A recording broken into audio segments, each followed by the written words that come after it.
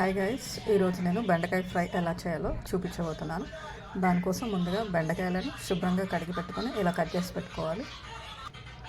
ఆ తర్వాత ఒక ప్యాన్ పెట్టుకొని దాంట్లో ఆయిల్ యాడ్ చేద్దాం. ఆయిల్ వేడెక్కాక బెండకాయలను ఇందులో వేయించుకుందాం.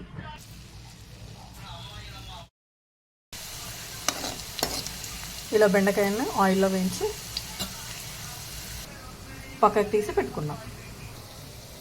ఇప్పుడు ఒక మిక్సీ జార్లోకి ఒక 10 వెల్లుల్లి రెబ్బలు, జీలకర్ర యాడ్ చేసుకోవాలి. కొంచెం కారం యాడ్ చేసుకోవాలి. ఇప్పుడు ఇదే ఆనియన్, పచ్చిమిర్చి, కరివేపాకు వేసుకోవాలి. ముందుగా మనం గ్రైండ్ చేసి పెట్టుకున్న మసాలాని వేసుకుందాం.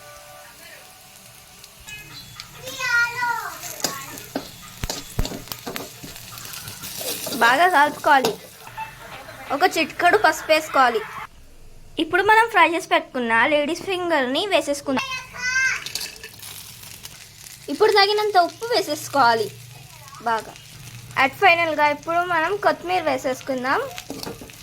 బాగా కలుపుకున్నాక ఇప్పుడు ఎంతో టేస్టీ అయిన బెండకాయ ఫ్రై రెడీ అయిపోయింది. మీకు ఇది నచ్చినట్లయితే please like, share, comment and subscribe for Kidlasia channel. Okay, bye guys.